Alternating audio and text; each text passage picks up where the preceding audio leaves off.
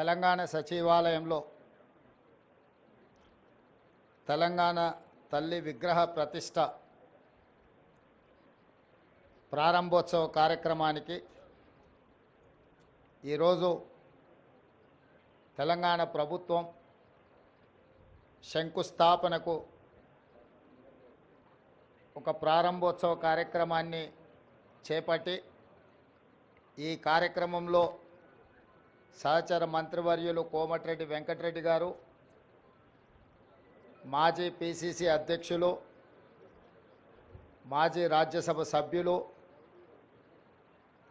తెలంగాణ రాష్ట్ర ప్రభుత్వ ప్రత్యేక సలహాదారు పెద్దలు కేశవరావు గారు, నగర మేయర్ గద్వాల విజయలక్ష్మి గారు, రాజ్యసభ సభ్యులు అనిల్ కుమార్ యాదవ్ గారు, స్థానిక శాసనసభ్యులు మాజీ మంత్రివర్యులు దానం నాగేందర్ గారు, విప్పు బీర్ల ఐలయ్య గారు, ఇతర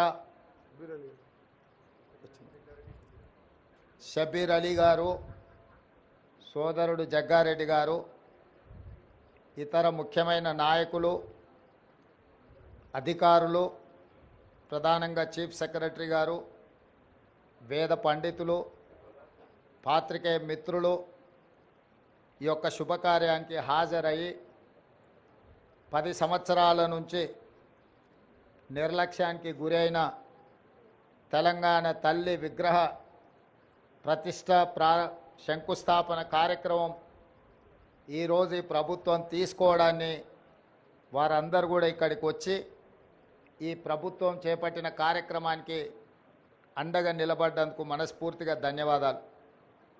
వాస్తవంగా ఈ కార్యక్రమాన్ని పెద్ద ఎత్తున చేపట్టాలన్న ఆలోచన ప్రభుత్వం చేసినప్పుడు వేద పండితులను సంప్రదిస్తే ఈ రోజు తర్వాత మళ్ళీ దసరా వరకు మంచి రోజులు లేవు, ఈ కార్యక్రమాన్ని ఈరోజు చేపట్టవలసిందిగా వేద పండితులు నిన్న సూచన చేయడం జరిగింది. అందుకే చాలామంది మంత్రివర్యులు ముందస్తుగా నిర్ణయించిన కార్యక్రమాలలో ముఖ్యంగా ఉప ముఖ్యమంత్రి గారు కేరళ పర్యటనలో ఉన్నారు.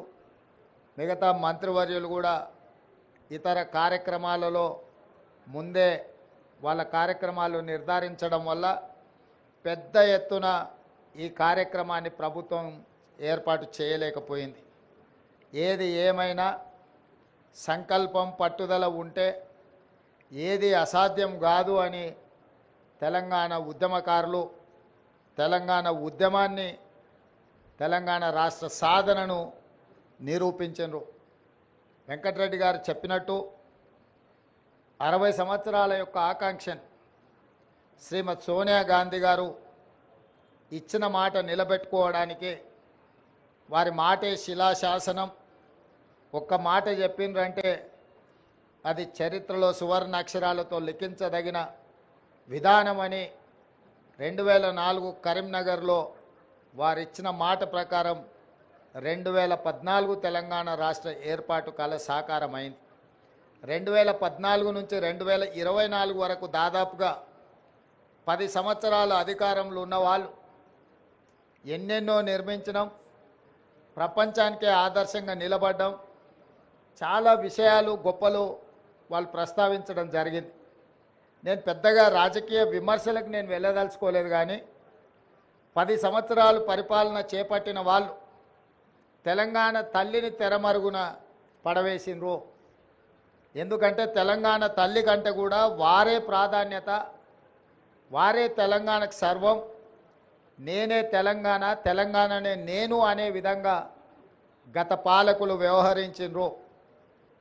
ఆ విధానానికి కాంగ్రెస్ పార్టీ, ప్రజలెన్నుకున్న ప్రభుత్వం, ప్రజాపాలన ఆ పాత విధానాలకు విరుద్ధం ప్రగతి భవన్ పేరు మీద పెద్ద గడిని నిర్మించుకొని చుట్టూతా ముళ్ళ కంచెలు ఏర్పాటు చేసుకొని వందలాది మంది పోలీసుల పహారాల మధ్యలో వారు భద్రంగా అక్కడ ఉండి తెలంగాణ ప్రజలకు ప్రవేశం లేదు అని నిషేధించిన ప్రగతి భవన్ను ప్రజాభవన్గా మార్చి జ్యోతిరావు పూలే భవన్గా ఈరోజు తెలంగాణ ప్రజలు ఏ సమస్యలు ఉన్నా స్వేచ్ఛగా లోపలికి వెళ్ళొచ్చు, అక్కడున్న ప్రజాప్రతినిధులకు అధికారులకు విన్నవించవచ్చు, ఆ సమస్యల్ని పరిష్కరిస్తాము అని చెప్పి గడిగా మారిన ప్రజాభవన్ను ఈరోజు వాళ్ళు ప్రగతి భవన్ పేరు మీద ప్రజలకు దూరం చేస్తే ప్రజాభవన్ పేరు మీద మన ప్రభుత్వం ప్రజలకు అందుబాటులోకి తీసుకొచ్చి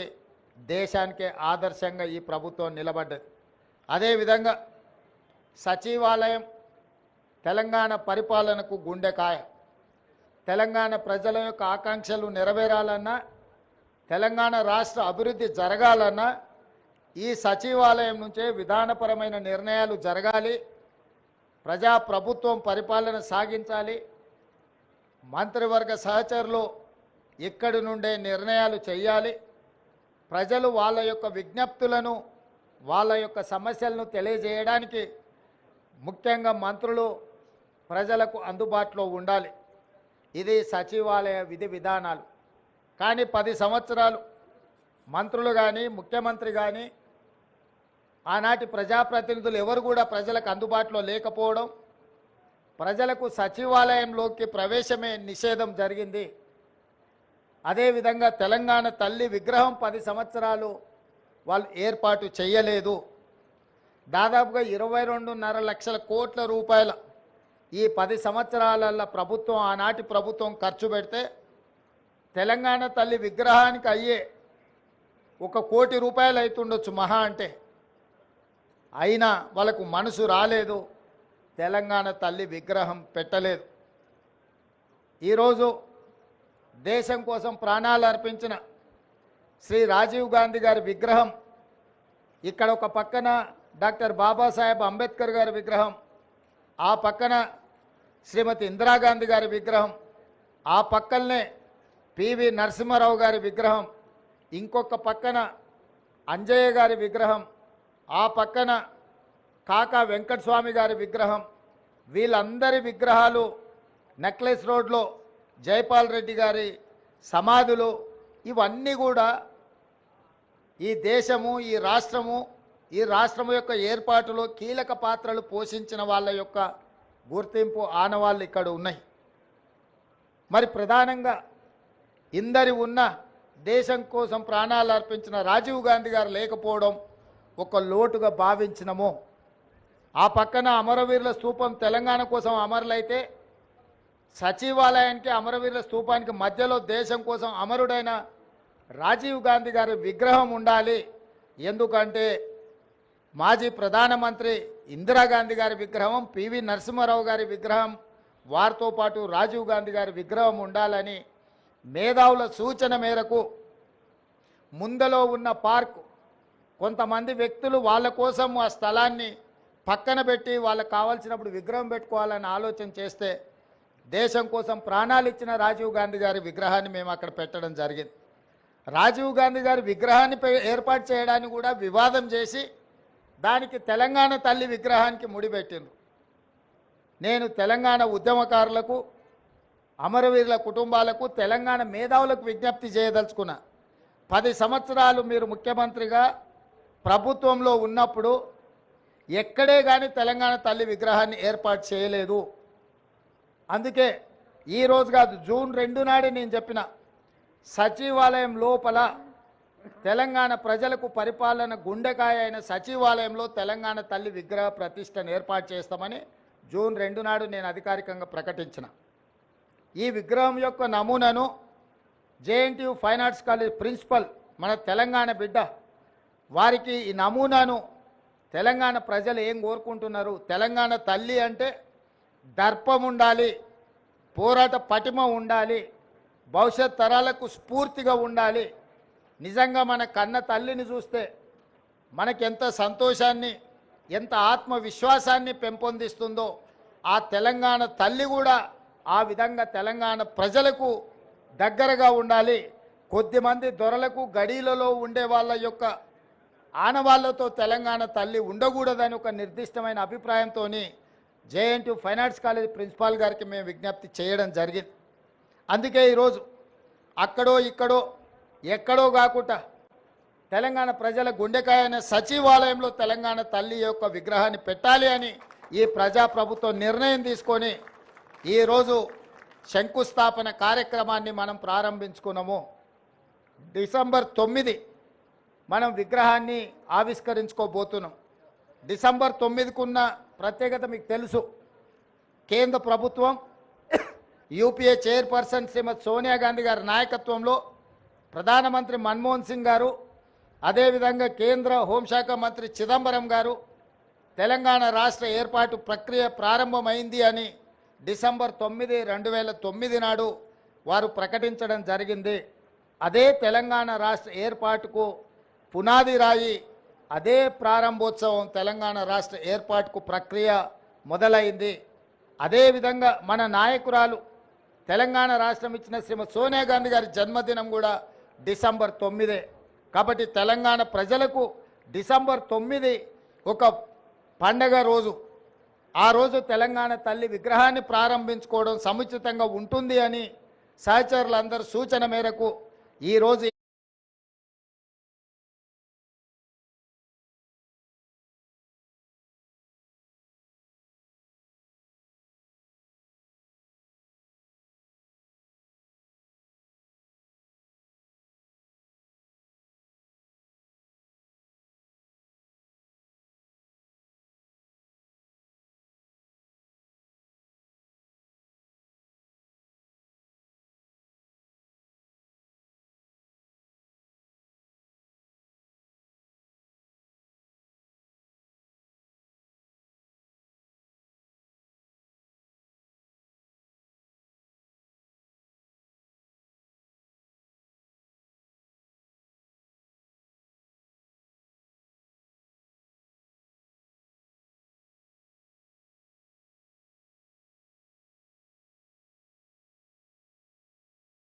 కార్యక్రమాన్ని తీసుకున్నాం.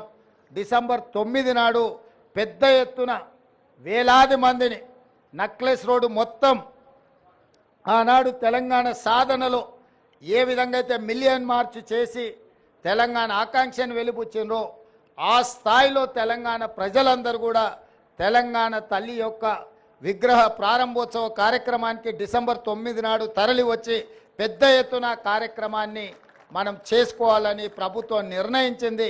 ఈరోజు సచివాలయంలో తెలంగాణ తల్లి యొక్క విగ్రహ ఏర్పాటు ప్రక్రియలో ప్రత్యక్షంగా పాల్గొనడము నాకు నిజంగా అదృష్టంగా భావిస్తున్నాను. నేను ఈ అవకాశం చాలా అరుదు.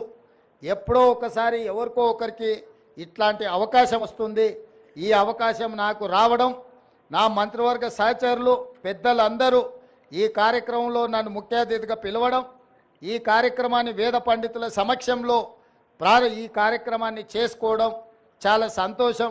మీడియా మిత్రులందరికీ కూడా ఈ కార్యక్రమానికి వచ్చినందుకు మనస్ఫూర్తిగా మీకు అందరికీ అభినందనలు తెలియజేస్తూ పెద్ద ఎత్తున డిసెంబర్ 9 నాడు విగ్రహ ప్రతిష్ట, విగ్రహ ప్రారంభోత్సవ కార్యక్రమాన్ని ఏర్పాటు చేసుకుందామని తెలియజేస్తూ మీ అందరి దగ్గర సెలవు తీసుకుంటున్న మిత్రులారా ధన్యవాదాలు.